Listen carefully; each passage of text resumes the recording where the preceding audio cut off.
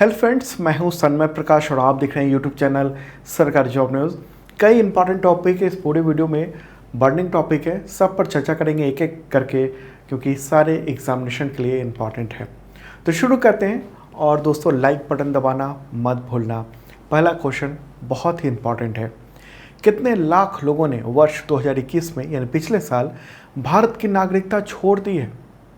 Answer होगा 1.63 यानी 1,63,000 लोगों ने नागरिकता छोड़ी है। और द हिंदू में ये न्यूज़ देख रहे हैं आप, सिटीजनशिप ही छोड़ दिया इन लोगों ने। यह आंकड़ा कहाँ से आया है? तो संसद में यानी लोकसभा में पेश किया गया है। किसने पेश किया? केंद्रीय गृह राज्य मंत्री हैं नित्यानंद राय। तो उन्होंने 19 जुलाई को लोकसभा में, एक सांसद हैं फजलुर रहमान, तो उन्होंने सवाल पूछा था, उसी के जवाब में ये रिपोर्ट पेश की है। और इसके अनुसार पिछले 3 साल की अगर बात करेंगे, 3 ईयर की, तो 3,92,000 लोगों ने नागरिकता छोड़ी है और दूसरे देश में वो नागरिक बन गए हैं पिछले 3 साल में। और पिछले 5 साल की बात करेंगे तो 6,60,000 लोगों ने नागरिकता भारत की छोड़ दी। और द हिंदू ने ये सब काफ़ी डिटेल में इसके बारे में बताया, तो मैं आपको इन्फॉर्मेशन दे रहा हूँ। ओके, और कितने देशों में इन सब ने नागरिकता ली है? 103 देश हैं ऐसे अलग अलग जहाँ पर इन लोगों ने नागरिकता ली है। सरकार का कहना है कि लोगों ने व्यक्तिगत कारणों से भारतीय नागरिकता छोड़ी है। आपको पता होगा कि भारत में दोहरी नागरिकता की अनुमति नहीं है, तो अगर किसी दूसरे देश की नागरिकता लेनी है तो भारत की नागरिकता छोड़नी पड़ती है।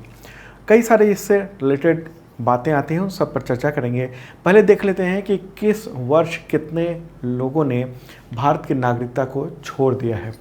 तो आप देख रहे हैं पिछले 5 वर्ष का आंकड़ा है और 5 वर्षों में सबसे ज़्यादा 2021 में यानी पिछले साल नागरिकता छोड़ी है, सिटीजनशिप वापस कर दिया है लोगों ने, 1,63,370 लोगों ने। 2020 की बात करेंगे तो 85,000 लोग थे। चूँकि कोविड-19 था, बहुत ज़्यादा असर था, हो सकता है इसकी वजह से कम ये आंकड़े देखने को मिले, 85,000। 2019 की बात करेंगे तो 1,44,000 लोग, 2018 में 1,34,000, 2017 में 1,33,000। मतलब ये आंकड़ा धीरे धीरे बढ़ता ही जा रहा है और 2021 में तो पिछले 5 साल का रिकॉर्ड टूट चुका है। नागरिकता छोड़ने की बात हो रही है। अब सवाल ये है कि पिछले साल यानी 2021 में भारतीयों ने किन देशों में नागरिकता ली है? तो मैं आपको आंकड़े दिखाता हूँ। सबसे ज़्यादा जो नागरिकता ली है अमेरिका में भारतीयों ने, 78,000 भारतीयों ने अमेरिका की नागरिकता ली 2021 में। ऑस्ट्रेलिया, उसके बाद स्थान आता है ऑस्ट्रेलिया का, 23,533 लोगों ने, भारतीयों ने नागरिकता ली ऑस्ट्रेलिया की। उसके बाद कनाडा 21,500, यूनाइटेड किंगडम यानी ब्रिटेन में 14,600, इटली में 5,900, नीदरलैंड में 2,187, न्यूजीलैंड आता है उसके बाद 2,600, सिंगापुर 2,500, जर्मनी 2,300। चीन में भी भारतीय जो नागरिक हैं उन लोगों ने चीन की नागरिकता ले ली है यहाँ की नागरिकता छोड़ करके। तो चीन में 362 लोगों ने नागरिकता ली है। पाकिस्तान में भी नागरिकता ली है भारतीयों ने और वो 41 है। और नेपाल में भी नागरिकता ली है, 10 लोगों ने नेपाल की नागरिकता ली है। मतलब ऐसे तो कई सारे देश हैं, मतलब टोटल 103 देश हैं जहां पर नागरिकता ली है भारतीयों ने। मैं कुछ इंपॉर्टेंट जो देश हैं और जिसका नंबर ज़्यादा है उनका और पड़ोसी देश का कुछ बता रहा हूँ, ठीक है। सवाल यहाँ पर उठता है कि क्यों आखिर लोग इंडिया को छोड़कर जा रहे हैं बाहर, और पिछले कुछ सालों का जो आंकड़ा हमने देखा वो लगातार काफ़ी ज़्यादा बढ़ता जा रहा है। आखिर वजह क्या है इसकी? ओके, वजह कई सारी है। सरकार का ये कहना है कि लोग अपने मन से, निजी कारणों से, व्यक्तिगत कारणों से भारत की नागरिकता छोड़कर दूसरे देशों की नागरिकता ले रहे हैं। इसके अलावा कई और मामले हैं, जैसे जीवन स्तर बेहतर करने के लिए बाहर जा रहे हैं लोग, गुणवत्ता, ज़्यादा वेतन, अगर नौकरी बेहतर मिल रही है उसकी वजह से, राजनीतिक परिस्थिति जो जहाँ सामान्य हो उसकी भी स्थिति देखने को, बेहद ज़्यादा नौकरी। इसके अलावा एक और इम्पॉर्टेंट बात है कि जो अमीर हैं भारत के, बड़े पैमाने पर भारत को छोड़ के जा रहे हैं। पिछली एक रिपोर्ट थी, global wealth migration review report, Indian express, इसके अलावा इकोनॉमिक टाइम्स ने काफ़ी डिटेल में इस पर रिपोर्ट दी थी। हालांकि वो 2019 का आंकड़ा था, उसमें ये था कि 2019 में जो 1,44,000 लोगों ने भारतीय नागरिकता छोड़ी थी, उनमें से 7,000 सुपर रिच थे, यानी हाई नेटवर्थ वाले लोग थे, जो अरबपति खरबपति आप कह सकते हैं भारत के, उन लोगों ने यहाँ से नागरिकता छोड़ी और वो सब चले गए। कई वजह हैं छोड़ने की, जैसे मैंने पहले बताया, बेहतर जीवन, अच्छी नौकरी, इन सब के लिए। इसके अलावा भी जो अमीर लोग ख़ासतौर पर जो जा रहे हैं, उसकी बड़ी वजह जो है वो टैक्स से रिलेटेड वो भी मामला है। दरअसल 2020 में भारत सरकार ने नागरिकता के नियमों में कुछ बदलाव कर दिया था और इसके अनुसार ये था कि अगर कोई भारतीय मूल का व्यक्ति भारत में एक साल में 120 दिन से ज़्यादा रहता है तो उसको भारतीय नागरिक ही माना जाएगा, और उस पर जो तमाम जो टैक्स के लॉ थे वो सब उस पर लागू हो रहे थे। तो इस बारे में भी इंफॉर्मेशन कुछ न्यूज़पेपर्स में दी गई है, उसकी वजह से भी लोग जा रहे हैं। तो और महत्वपूर्ण ये है कि ब्रेन ड्रेन हो रहा है। ये लोग जो भारत को विकसित करने में, भारत को विकास से आगे बढ़ाने में, विकास में योगदान दे सकते थे, वो सब नागरिकता छोड़कर यहाँ से जा रहे हैं, और ज़्यादातर संपन्न लोग हैं ये लोग हैं, ओके, माइग्रेशन कर रहे हैं। तो एक इम्पॉर्टेंट बात है, काफ़ी डिबेट अब शुरू होने वाला है इस पर, जो लोग बाहर जा रहे हैं उस पर। तो इम्पॉर्टेंट जो आंकड़े थे, जो वजह थी, मैंने आपको बताई। चलिए आगे बढ़ते हैं, और अगला क्वेश्चन बहुत ही महत्वपूर्ण है।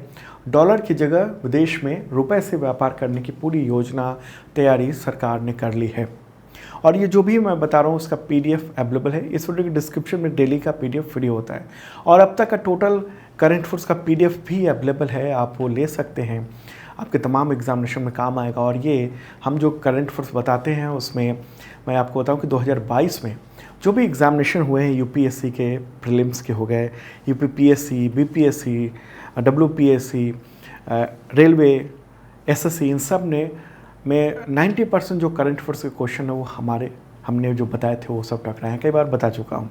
तो PDF आप ले सकते हैं, उसके लिए मेंबरशिप लेना होता है। मेंबरशिप लेकर आप करंट अफेयर्स की शानदार तैयारी कर सकते हैं। 1 ईयर का मेंबरशिप है, इसके थ्रू मिलता है करंट अफेयर्स का PDF, कई तरह के, वन लाइनर भी होता है, डिटेल भी होता है, वीकली, मंथली, हाफ ईयरली वगैरह वगैरह। वीकली मॉक टेस्ट भी होता है इस मेंबरशिप के थ्रू। करंट अफेयर्स का exam based monthly test series भी होता है, अलग अलग एग्जामिनेशंस के दे सकते हैं आप, और 40% डिस्काउंट बुक्स पे, फ्री शिपिंग भी है। तो डिस्क्रिप्शन चेक कर लेना। और अगला क्वेश्चन ये इम्पॉर्टेंट है, रुपए में विदेश व्यापार करने के लिए किस वित्तीय नियामक यानी रेगुलेटर ने तंत्र विकसित किया है? आंसर होगा RBI।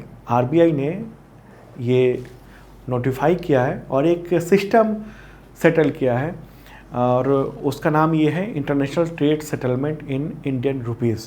एक नोटिफिकेशन जारी हुआ है RBI के द्वारा, ये रहा नोटिफिकेशन, और उसके अनुसार रुपए में अंतर्राष्ट्रीय व्यापार करने के लिए एक तंत्र यानी मैकेनिज्म स्थापित किया जा रहा है। ओके, RBI रुपए में ही निर्यात, आयात, भुगतान, इन सब का मैकेनिज्म स्थापित करने के लिए पूरी तैयारी वो कर रहा है, और इस पर कदम बढ़ा चुका है। तो रुपए में अब अंतर्राष्ट्रीय व्यापार किया जा सकेगा। आपको पता होगा, मैंने कई बार आपको बताया है कि इंटरनेशनल ट्रेड जो होता है वो ज़्यादातर डॉलर में होता है, क्योंकि दुनिया भर में डॉलर की मान्यता सबसे ज़्यादा है, एक्सेप्टेंस सबसे ज़्यादा है।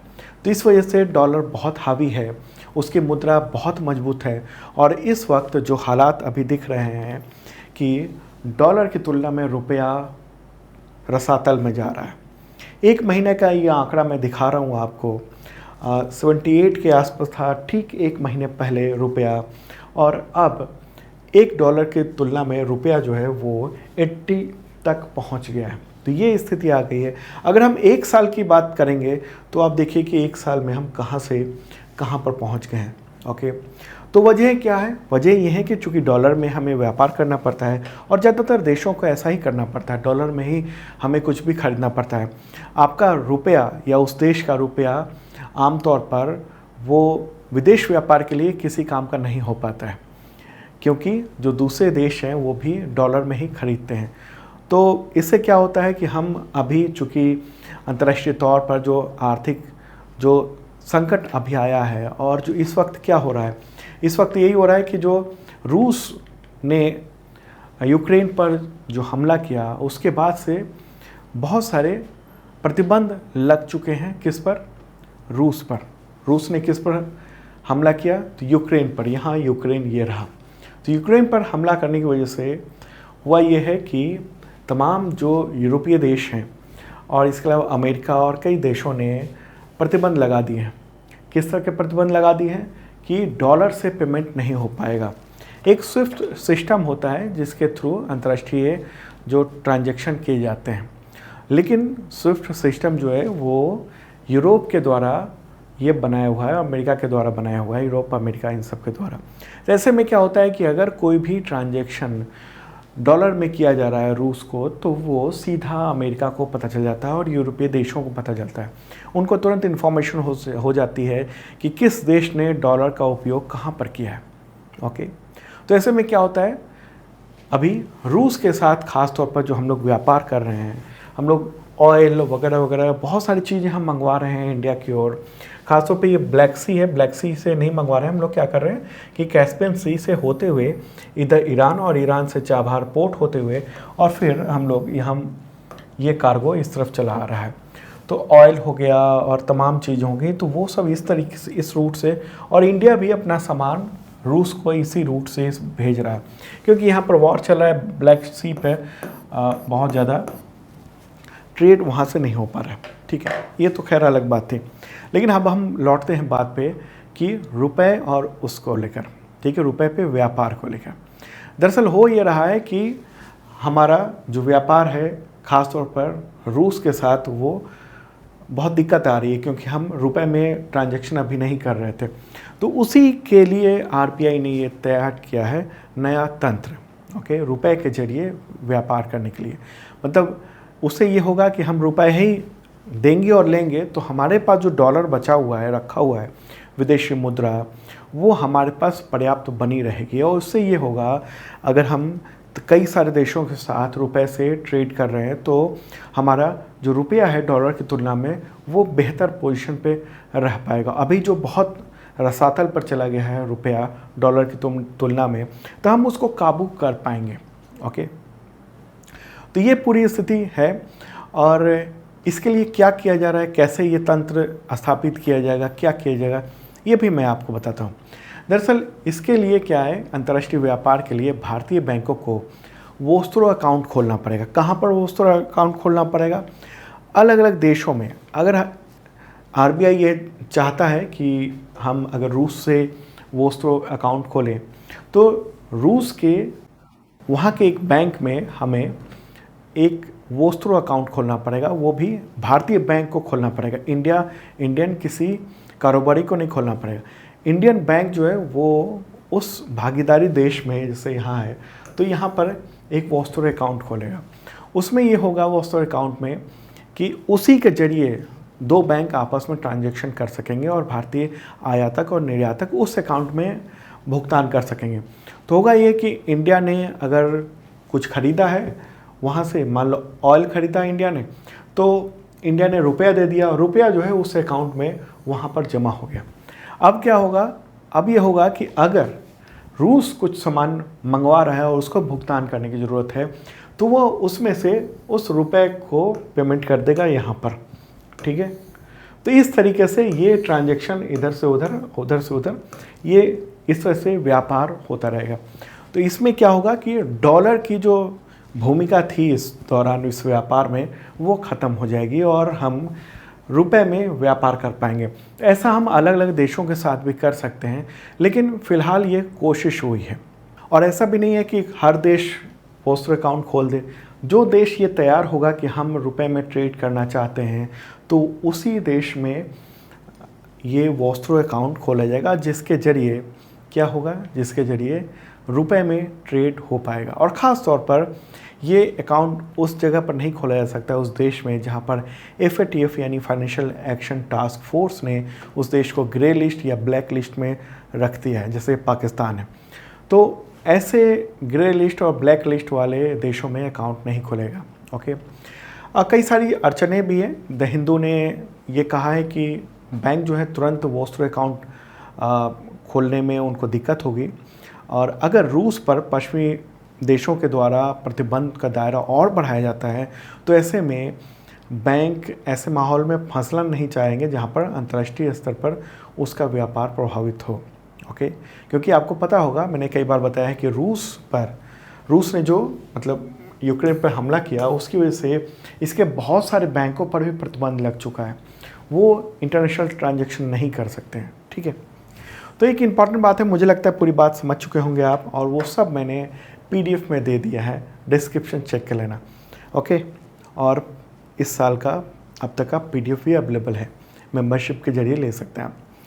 अगला क्वेश्चन लेते हैं, ये भी इम्पॉर्टेंट है। सिंगापुर ओपन में वुमेन्स सिंगल्स का सुपर 500 खिताब किस भारतीय खिलाड़ी ने जीता है? आंसर होगा PV सिंधु। ओके, न्यूज़ भी आप देख रहे हैं, PV सिंधु ने ये अपने करियर का पहला सुपर 500 खिताब जीता है। 17 जुलाई को चीन की वांग जी यी को हराया उन्होंने, सुपर 500 खिताब उन्होंने जीत लिया है। ठीक है, तो एक इम्पॉर्टेंट ये बात है, और फोटोग्राफ ये रहा। चलिए आगे बढ़ते हैं, अगला क्वेश्चन लेते हैं। नौसेना ने INS सिंधु ध्वज को जुलाई 2022 में डीकमीशन किया, यानी सेवा मुक्त कर दिया। तो किस क्लास का सबमरीन था, किस वर्ग का सबमरीन था? आंसर होगा किलो क्लास। कई तरह के सबमरीन होते हैं, तो उनमें ये किलो क्लास का सबमरीन है जिसको रिटायर कर दिया गया है, या कहें डीकमीशन कर दिया गया है 16 जुलाई को। ठीक है, ये कब शामिल हुआ था? और ये फोटोग्राफ देख रहे हैं, ये सिंधु ध्वज जो पनडुब्बी है, सबमरीन है, उसी पर खड़े हैं नौसेना के जो अधिकारी और जवान। वो ये नौसेना में कब शामिल हुआ था? 1987 में शामिल हुआ था, और रूस के द्वारा ये निर्मित है। 1986 से 2000 के बीच में रूस से कई सारे किलो क्लास की सबमरीन ली गई थी, खरीदा गया था इंडिया के द्वारा, इंडिया ने खरीदा था, तो उनमें से ये एक पनडुब्बी है। चलिए अगला क्वेश्चन लेते हैं। किस पूर्व भारतीय क्रिकेटर को ब्रिटिश संसद ने जुलाई 2022 में सम्मानित किया? आंसर होगा सौरव गांगुली। न्यूज़ भी आप देख रहे हैं, और BCCI के वो चेयरपर्सन हैं, अध्यक्ष हैं। 13 जुलाई को सम्मानित किया गया है। 13 जुलाई ही क्यों तारीख तय किया गया? क्योंकि 13 जुलाई 2002 को उन्होंने लॉर्ड्स की बालकनी में टी-शर्ट लहराई थी, बहुत पॉपुलर वो फोटोग्राफ था। अगला क्वेश्चन लेते हैं। उपराष्ट्रपति चुनाव के लिए NDA ने अपना उम्मीदवार किसे बनाया? नेशनल डेमोक्रेटिक अलायंस ने। आंसर होगा जगदीप धनखड़। ओके, उपराष्ट्रपति का चुनाव, उसके लिए 16 जुलाई को उनके नाम का ऐलान किया गया है, और ये चुनाव 6 अगस्त को होगा, मतदान होगा। ठीक है, जगदीप धनखड़ NDA के उम्मीदवार बनाए गए। 71 ईयर के हैं, पश्चिम बंगाल के राज्यपाल रह चुके हैं, हालांकि उम्मीदवार बनने के बाद उन्होंने इस्तीफा दे दिया है। ठीक है, पश्चिम बंगाल के गवर्नर पद से। राजस्थान के मूलतः रहने वाले हैं, और वहाँ उन्होंने लॉ की पढ़ाई की, सुप्रीम कोर्ट में वो वकील भी रहे हैं। राजनीतिक करियर उनका 1989 में शुरू हुआ था। जनता पार्टी के टिकट से वो लोकसभा चुनाव लड़े, बाद में कांग्रेस में भी गए थे, और अब BJP में शामिल हुए। उसके बाद फिर उनको गवर्नर बना दिया गया था। ओके, तो राष्ट्रपति का चुनाव तो अभी अभी हुआ है, मतदान हुआ है। अब उपराष्ट्रपति का चुनाव होना है। कैसे होता है उपराष्ट्रपति का चुनाव? तो एक निर्वाचक मंडल के द्वारा चुनाव किया जाता है, जिसमें राज्यसभा और लोकसभा के सदस्य शामिल होते हैं। ठीक है, राज्यसभा और लोकसभा के सदस्य इसमें वोट डालते हैं, और तमाम जो मनोनीत सदस्य होते हैं, नॉमिनेटेड जो मेंबर्स होते हैं लोकसभा और राज्यसभा के, वो भी इसमें मतदान के लिए पात्र होते हैं। सीक्रेट बैलेट के द्वारा ये मतदान किया जाता है। अगला क्वेश्चन, उपराष्ट्रपति चुनाव के लिए विपक्ष ने अपना उम्मीदवार किसे बनाया? आंसर होगा Margaret Alva. Okay, Margaret Alva. Photograph देख रहे हैं आप, तो उपराष्ट्रपति चुनाव के लिए अपना उम्मीदवार विपक्ष ने चुना है। 80 ईयर की हैं, 80 साल की, और कई राज्यों की गवर्नर भी रह चुकी हैं। गोवा, गुजरात, राजस्थान, उत्तराखंड, इन सब की गवर्नर रह चुकी हैं। मूलतः कर्नाटक की रहने वाली हैं। ठीक है, कांग्रेस में थी वो, और वो मंत्री भी रह चुकी थी। चलिए आगे बढ़ते हैं, अगला क्वेश्चन लेते हैं। RailTel corporation of India limited यानी RCIL के CMD यानी चेयरमैन एंड मैनेजिंग डायरेक्टर, तो उस पद के लिए किसे चुना गया है? आंसर होगा संजय कुमार। तो किसने चुना है? तो एसबी ने चुना है, यानी पब्लिक एंटरप्राइज सिलेक्शन बोर्ड वही चयन करता है। जो भी सरकारी कंपनी है ज़्यादातर उन सब के चेयरमैन एमडी के चयन पब्लिक एंटरप्राइज सिलेक्शन बोर्ड के हाथ में होता है। तो उसी ने सीएमडी के तौर पर इनका चयन किया है। हालांकि इनकी नियुक्ति जो है वो केंद्र सरकार की जो कैबिनेट की नियुक्ति समिति है उसके अप्रूवल के बाद होगी। तो वो इंडियन रेलवे के ऑफिसर हैं और अब सीएमडी चुन लिए गए हैं। ठीक है, चलिए आगे बढ़ते हैं। अगला क्वेश्चन लेते हैं। हिमाचल प्रदेश के राज्यपाल ने एक बुक का विमोचन किया, लॉन्च किया। बुक का नाम है the McMahon line a century of discord. इसका विमोचन किया, ओके, लॉन्च किया। तो इसके राइटर कौन है, लेखक कौन है? आंसर होगा जनरल जे सिंह। ठीक है, जनरल जे सिंह कौन? तो वो भारत के पूर्व सेनाध्यक्ष भी रह चुके हैं, पूर्व सेनाध्यक्ष हैं। ओके, तो गवर्नर हिमाचल प्रदेश के राजेंद्र विश्वनाथ अर्लेकर हैं, तो उन्होंने ही इस बुक का विमोचन किया है, लॉन्च किया है। अगला क्वेश्चन होगा अंतर्राष्ट्रीय नेल्सन मंडेला दिवस कब मनाया जाता है? आंसर होगा 18 जुलाई को। यह दिन दक्षिण अफ्रीका में लोकतांत्रिक रूप से निर्वाचित हुए थे। राष्ट्रपति नेल्सन मंडेला पहले अश्वेत राष्ट्रपति थे दक्षिण अफ्रीका के। ओके, उससे पहले केवल गोरे ही राष्ट्रपति हुआ करते थे। तो रंग भेद को लेकर उन्होंने काफ़ी लंबी लड़ाई लड़ी थी, बहुत सालों साल वो जेल में रहे थे और आखिरकार वहाँ पर रंग भेद जो है वो ख़त्म किया गया और राष्ट्रपति बने थे दक्षिण अफ्रीका के नेल्सन मंडेला। तो संयुक्त राष्ट्र ने ये दिवस घोषित किया हुआ उनके जन्मदिन को लेकर।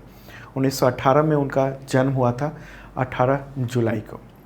तो दोस्तों ये था इंपॉर्टेंट करंट अफेयर्स। कैसा लगा कमेंट बॉक्स में बता सकते हैं आप। और मेंबरशिप अगर आपने नहीं लिया है करंट अफेयर्स का ज़रूर लेना।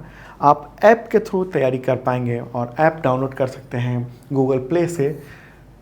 आपको जाना है कहाँ? गूगल प्ले पर, और गूगल प्ले पर जाकर आप सर्च करेंगे सरकारी जॉब न्यूज़ और ये लोगो दिखेगा और डाउनलोड कर पाएंगे आप। उसके ज़रिए शानदार तैयारी हो पाएगी आपकी। अब मिलते हैं कल सुबह 7 बजे ताज़ा तरीन करंट अफेयर्स के साथ।